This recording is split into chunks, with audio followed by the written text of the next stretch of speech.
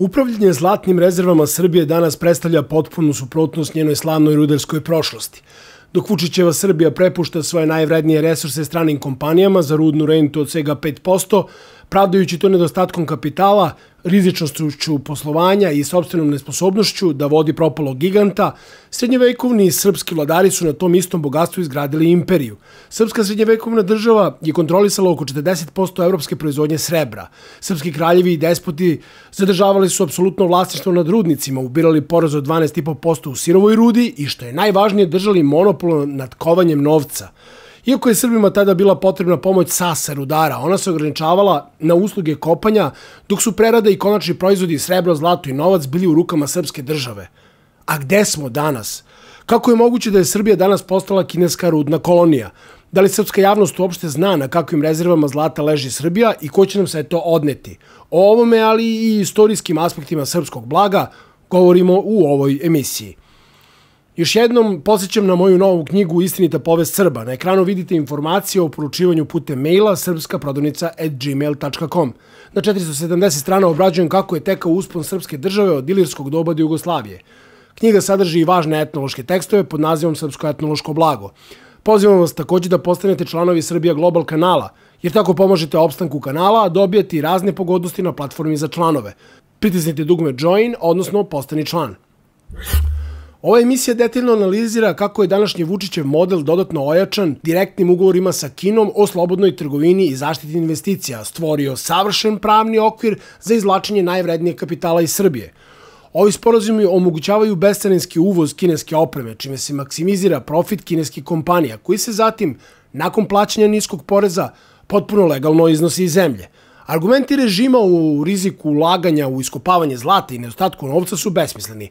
Oni padaju u vodu i pred činjenicom da se država već zadužuje milijarde za projekte upitne vrednosti, dok je srednjovekovna Srbija svoju državnost branila upravo bogatstvom iz rudnika, vođena naprednim zakonikom o rudnicima despota Stefana Lazarevića, ali i mnogo pre njega.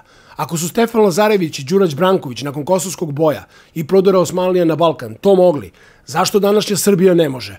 Ovo je zapravo priča o ekonomskoj kapitulaciji, direktno suprotstavljenoj suverenoj strategiji naših predaka. Da li je dakle srpsko zlato blagoslov ili prokletstvo? U dubinama istočne Srbije leži blago koje je vekovima bilo simbol moći, stabilnosti i bogatstva – zlato.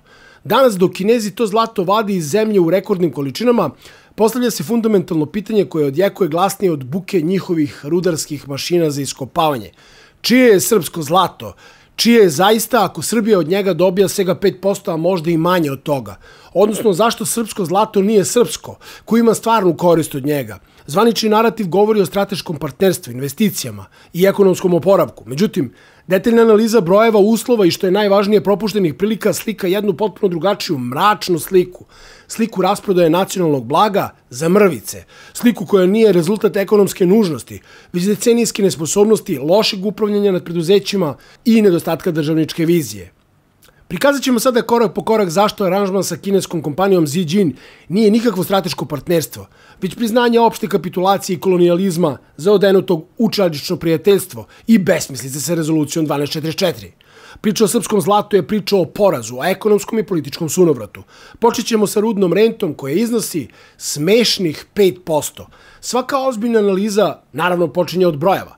Kineske kompanije prema sopstvenim izveštajima u Srbiji iskopavaju zasigurno više od 7 tona zlata godišnje sa tendencijom rasta. Vrednost ove količine zlata na svetskom tržištu meri se naravno milijardama evra. Udeo koji od te ogromne vrednosti direktno pripada Srbiji, kao vlasniku te rude, jeste rudna renta. Ona u Srbiji za plemenite metale pa i zlato iznosi 5%. Zaustavimo se na trenutak i shvatimo šta taj broj zapravo znači. Znači, na 100 evra vrednosti zlata iskopanog iz naše zemlje Srbiji pripada 5 evra. Preostalih 95 predstavlja prihod kineske kompanije, iz kojeg ona pokriva svoje troškove i ostvaruje profit. Nazvati ovaj aranžman korisnim za Srbiju nije samo ekonomska neistina. To je uvreda za inteligenciju svakog građanina. Ovo nije zarada. Ovo je simbolična naknada za trajno otuđenje neobnovljivog resursa. Ova stopa, koja bi bila smatrana smešnom u većini zemalja svesnih svojih resursa, predstavlja samo prvi korak, naravno, u lancu izvlačenja vrednosti.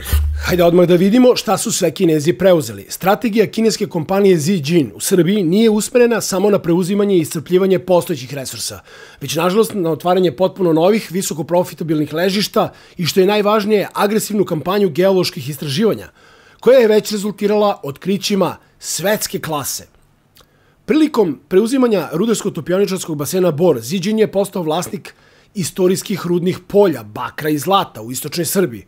To uključuje rudnike Bor i Majdanpek sa njihovim ogromnim površinskim kopovima, Veliki Krivelj, Južni i Severni Revir, kao i stari podzemni rudnik Jama u Boru. Iako se u javnosti često govori o njihovom iscrpljivanju, reč je zapravo o završetku ere lako dostupne površinske eksploatacije. Ovi zreli rudnici se i dalje eksploatišu, ali je fokus prebačen na modernizaciju i pripremu za dubinsko rudarenje, gde se nalaze preostale teže dostupne rezerve. Pravi centar kineske operacije i izvor najveće vrednosti leži u potpuno novim projektima ipak. Udarna pesnica je visokotehnološki podzemni rudnik Čukaru Peki kod Bora, čija je gornja zona već u punoj eksploataciji od kraja 2021. Zahvaljujući izuzetno visokom sadržaju bakra i zlata u rudi, neuporedivo većem nego u starim kopovima, ovaj rudnik je trenutno najprofitabilniji u Srbiji i glavni je izvor novoproizvedenog zlata. Budućnost srpskog rudarstva, međutim, leži ispod njega. Donja zona rudnika Čukaru Peki predstavlja jedno od najbogatijih ležišta bakra i zlata na svetu. Njena eksploatacija se uveliko priprema sa stotinama miliona evra već uloženim u izgradnju pristupnih tunela i infrastrukture.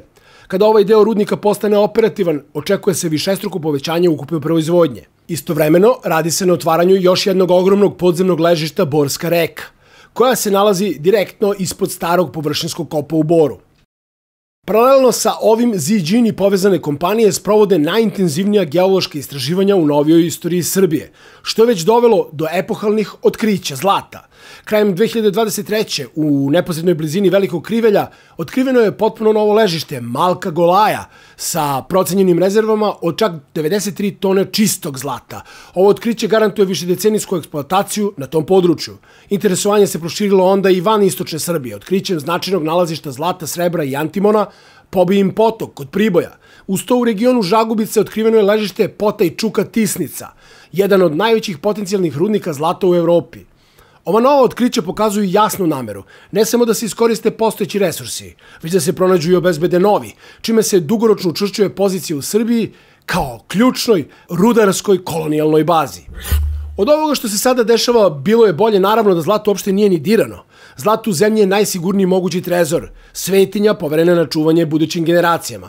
Ono ne gubi vrednost, ne može propasti i predstavlja zalog za buduće pametnije i sposobnije naraštaje koji bi možda umeli da pregovaraju o boljim uslovima ili da sami organizuju eksploataciju. Odlukom da se najbogatije nalazište predaju u eksploataciju za 5% rudne rente, ova generacija je trajno otuđila bogatstvo svojih potomaka za mizernu korist. Rezerve su iscrpljive i ono što se danas iskopa pod ovim uslovima zauvek je izgubljeno. Naravno, posebno je pitanje gde završavaju provizije od ovakve politike predaje nacionalnih resursa. A šta su izgovori režima? Zašto Srbija nije sama kopala svoje zlato? Kada se postavi pitanje zašto se država odrekla 95% vrednosti svog zlata, zvanični odgovori se svode na 3 ključna izgovora. Izgovor broj 1 glasi: država nije imala novac za investicije. Tvrdi se da su bile potrebne milijarde evra za modernizaciju RTB Bor i otvaranje rudnika Čukaru Peki. Novac koji Srbija nije imala. Ovo je apsolutno licemerje. Država Srbija se neprestano zadužuje kod stranih banaka i fondova za milijarde evra. Te milijarde se uložu u razne infrastrukturne projekte, pre svega u autoputeve čija je isplativost često upitna i na kojima nema dovoljno saobraćaja. Postavlja se pitanje zašto je zajam za asfalt sigurnija investicija od zajma za zlato? Zašto bi se država radije zadužila za projekat čiji povraćaj zavisi od nepredvidivog broja vozila nego za projekat čiji proizvod ima 100% garantovanu potražnju na svetskom tržištu? Argument o nedostatku novca nije činjenično stanje, već svesno usmeravanje raspoloživih kreditnih linija ka drugim sektorima, dok se najprofitabilniji sektor, zlato, prepušta strancima. Novac za ovako sigurne investicije kao što je zlato može se dobiti čak i iz primarne emisije novca, odnosno štampanjem, jer oštampani novac dobija svoje pokriće u zlatu. Iako teoretski rizična zbog inflacije, ova opcija jeste jedan od mehanizama koje koriste suverene države. Dok druge zemlje koriste monetarnu politiku za strateške ciljeve, Srbija se drži dogme da je jedini put prodaja i predaja strancima. Izgovor broj 2 glasi da je posao bio rizičan. Ovaj izgovor se fokusira na varijacije cene zlata na tržištu i operativne rizike. Tačno je da cena zlata kratkoročno varira, međutim, kao što svaki ozbiljan analitičar zna, dugoročni trend cene zlata je neumitan. Ona neprestano raste. Država kao dugoročni igrač mora da razmišlja u decenijama, a ne u mesecima i godinama, sve u nameri da lažno prikaže podatke o brzom ekonomskom rastu kroz veštački rast BDP-a. I izgovor broj 3 glasi da je RTB Bor bio propala firma. Ovo je jedina istinita tvrdnja, ali je uzrok propasti ključan. Bor nije propao zato što je posao bio loš. Propao je zbog nedomaćinskog poslovanja, partijskog zapošljavanja i sistemske korupcije. Bio je poligon za izvlačenje novca i održavanje socijalnog mira zarad izborne matematike korumpiranih režima u Beogradu. Dakle, socijalistički, dosovski i naprednjački režimi koje spaja ista NKVD-ovska nota, sopstvenom nesposobnošću i korupcijom uništili su giganta, a onda tu istu nesposobnost iskoristili kao izgovor da ceo resurs predaju strancima. To je radio Vučić. Umesto da se obračuna sa uzrocima propasti, korupcijom i političkim upravljanjem, država je amputirala ceo svoj organ, proglašavajući sebe nesposobnom da njime upravlja. I na kraju, kako je pljačka ozakonjena? Niska rudna renta je samo vrh ledenog brega. Ispod površine se nalazi pravna arhitektura sagrađena na direktnim sporazumima sa Kinom, koja omogućava maksimalno efikasno izvlačenje vrednosti iz Srbije. Ovo nije slučajnost, ovo je jedan sistem. Sporazum o slobodnoj trgovini, potpisan 2023. predstavlja nam se kao velika šansa za srpske izvoznike. Međutim, dok je naš celokupan izvoz u Kinu statistička greška na njihovom tržištu, prava vrednost ovog sporazuma za kinesku stranu je sasvim drugačija. On omogućava kineskim kompanijama u Srbiji poput Ziđina da su potrebnu opremu, mašine, tehnologiju, kamione i reagense uvoze iz Kine bez plaćanja carine. Ovo drastično smanjuje njihove investicione i druge troškove, direktno povećavajući profit koji će kasnije biti iznet iz Srbije. Time se stvara zatvoreni ekonomski krug. Kineska kompanija, finansirana kineskim kreditima, kupuje kinesku opremu koja ulazi bez carine da bi eksploatisala srpske resurse. Novac tako cirkuliše unutar kineskog ekonomskog sistema samo formalno na teritoriji Srbije, dok Srbiji ostaje zagađenje, minimalna rudna renta i plate za radnike. Sporazum o zaštiti ulaganja i zakon o deviznom poslovanju je pravi autoput za profit. Ovi akti predstavljaju pravni osnov za konačni čin iznošenja profita. Oni garantuju investitorima pravo na slobodan transfer sredstava. Mehanizam je jednostavan i poražavajuće efikasan za Srbiju. Dakle, kompanija ostvari profit u Srbiji. Na taj profit plati relativno nizak porez na dobit od 15%. Svako ko je vodio i najmanju firmu zna da se dobit može štelovati kroz različite troškove firme, te se tako može prikazati u minimalnom iznosu. Sva preostala oporezovana dobit, koja predstavlja lavovski deo vrednosti, može se potpuno legalno, slobodno i bez ikakvih dodatnih dažbina ili carina prebaciti u Kinu. Ovaj sistemski okvir od niske rudne rente preko bescarinskog uvoza opreme do slobodnog iznošenja profita predstavlja savršeno podmazanu mašinu za izvlačenje bogatstva u inostranstvo.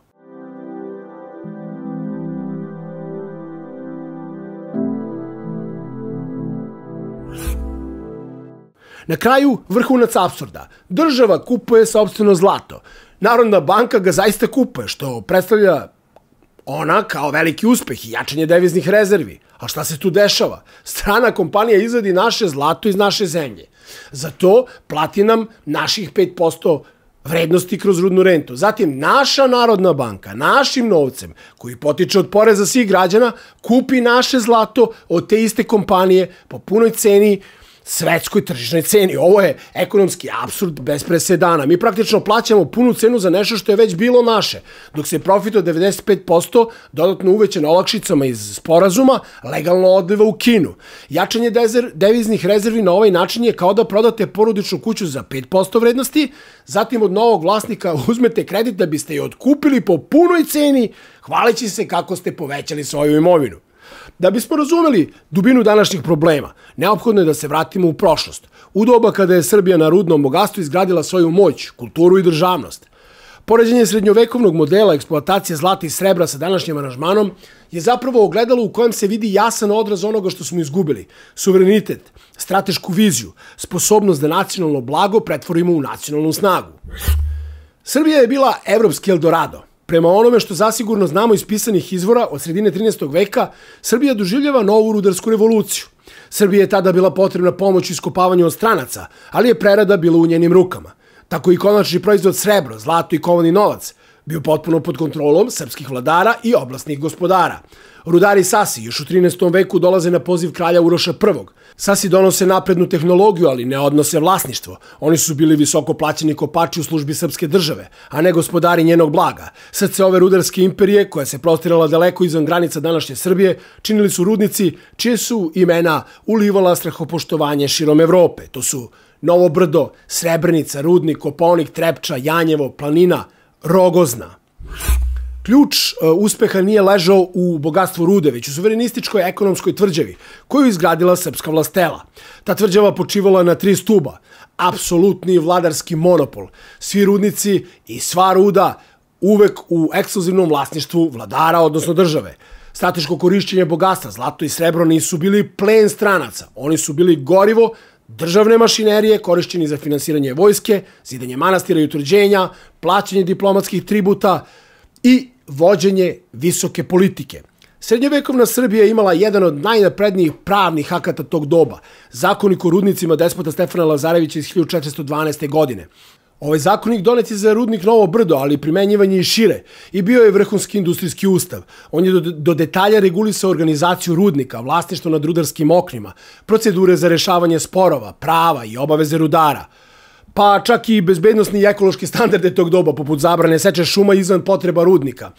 Postojanje ovakvog zakona svedoči o neverovatno visokom nivou državne svesti, pravne sigurnosti i razumevanja da se tako vitalan resurs mora urediti u korist cele države, a ne pojedinaca.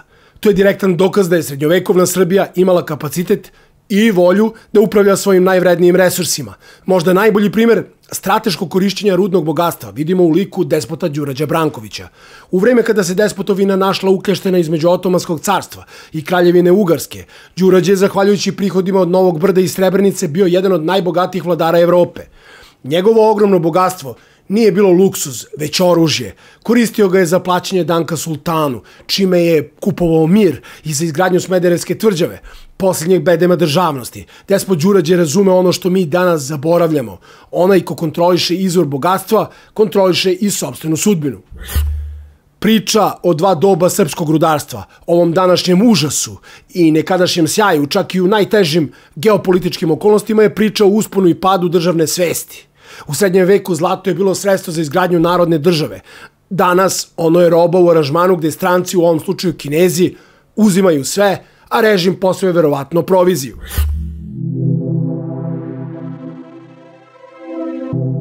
Istorija nam je ostavila lekciju kako treba. Hoćemo li je čuti i poslušati? Hoćemo li smeniti i ovaj i sve druge režime koji žele na isti način da se ophode prema onome što nam je Bog podario na ovoj predivnoj zemlji?